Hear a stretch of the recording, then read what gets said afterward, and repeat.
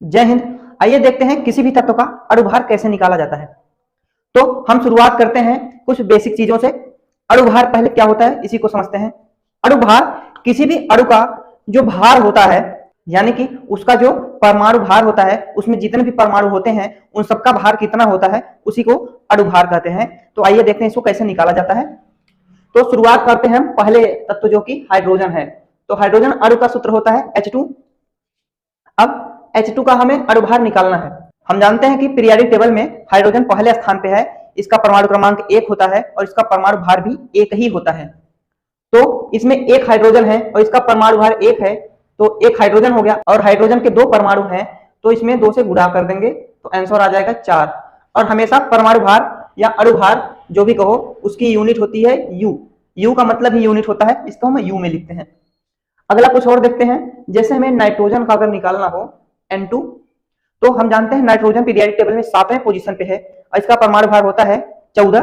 तो एक नाइट्रोजन का 14 हुआ, तो 2 नाइट्रोजन है, इसमें 2 का मल्टीप्लाई कर देंगे तो ये हो गया 28 यूनिट। ऐसे ही ऑक्सीजन, तो ऑक्सीजन 8वें नंबर पे होता है और इसका परमाणु भार होता है 16। तो 16 और कितने ऑक्सीजन है, 2 ऑक्सीजन परमाणु है, तो 16 दूनी 32।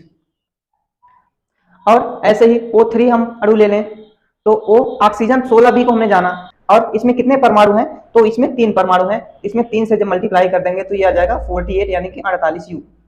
अभी तो ये सिंपल से कुछ अणु थे। अब आते हैं यौगिकों के बारे में। तो सबसे पहले हम देखते हैं H2O यानी कि जल का फार्मूला। तो ये जल का फार्मूला होता है। अब इसका अणुभार हम निकालते हैं। तो हाइड्रोजन कितना होता है, हाइड्रोजन का 1 होता है और हाइड्रोजन के अणु इसमें कितने हैं, 2 ठो, और जितने भी एक परमाणु का करने के बाद हम अगले को प्लस कर देते हैं।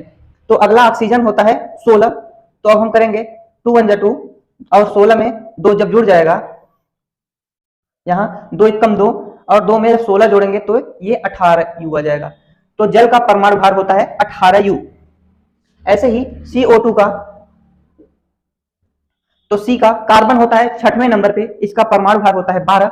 तो 12 और अगला चालू हो गया तो प्लस कर देंगे। ऑक्सीजन, एक ऑक्सीजन का होता है 16 और 2 ऑक्सीजन, तो इसमें 2 का मल्टीप्लाई, तो ये 12 तो है ही, और प्लस 16 दूनी 32 और जुड़ गया तो ये हो जाएगा 32 और 12 44 U। उम्मीद है आप लोगों को ये टॉपिक अच्छे से समझ में आ रहा होगा। आइए कुछ एग्जांपल और देखते हैं। जैसे हो गया H2SO4 जिसको हम सल्फ्यूरिक अम्ल बोलते हैं, एसिड, तेजाब। तो इसका अणुभार क्या हो जाएगा, हाइड्रोजन, 2 हाइड्रोजन है, एक हाइड्रोजन का 1 और 2 हाइड्रोजन का 2, प्लस सल्फर। सल्फर 16वें पोजीशन पे आता है पीरियोडिक टेबल में और इसका परमाणु भार होता है उसका डबल यानी कि 32। तो ये 32 हो गया।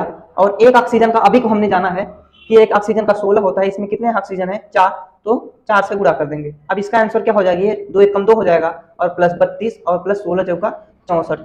जब इसको हम जोड़ेंगे तो 4 2 6 6 2 8 और यहाँ पे 6 3 9, तो 98 यूनिट, यानी कि सल्फ्यूरिक अम्ल का परमाणु भार या अणुभार कितना आता है, 98 यूनिट। एक और एग्जांपल देखते हैं, कैल्शियम सल्फेट CaSO4। तो इसका क्या हो जाएगा, कैल्शियम हमें मालूम है पीरियोडिक टेबल में कैल्शियम 20वें पोजीशन पे आता है, इसका परमाणु भार क्या हो जाएगा, 40। तो ये 40 हो जाएगा क्योंकि एक ही कैल्शियम है तो इसमें किसी से भी गुणा नहीं करेंगे। और अगला सल्फर है, तो सल्फर किस पोजीशन पे आता है, 16वें, तो इसका 32 हो जाएगा। और ऑक्सीजन, एक ऑक्सीजन के 16 होता है और 4 ऑक्सीजन में 4 से गुणा कर देंगे तो ये 40 और प्लस 32 और प्लस 64। जब इसको जोड़ेंगे तो 4 4 2 6 में 0 जोड़ेंगे तो 6 ही आएगा, बाकी 6 3 9 9 4 13, तो 136 यूनिट। ये हुआ कैल्शियम सल्फेट का। तो यही ट्रिक है परमाणु भार निकालने का या मॉलिक्यूलर मास निकालने का। उम्मीद है ये टॉपिक आपको अच्छे से समझ में आ गया होगा। अगर कहीं भी कोई प्रॉब्लम हो या किसी टॉपिक पे आप वीडियो चाहते हैं तो कमेंट जरूर करना। मिलते हैं किसी नए वीडियो में, तब तक के लिए जय हिंद।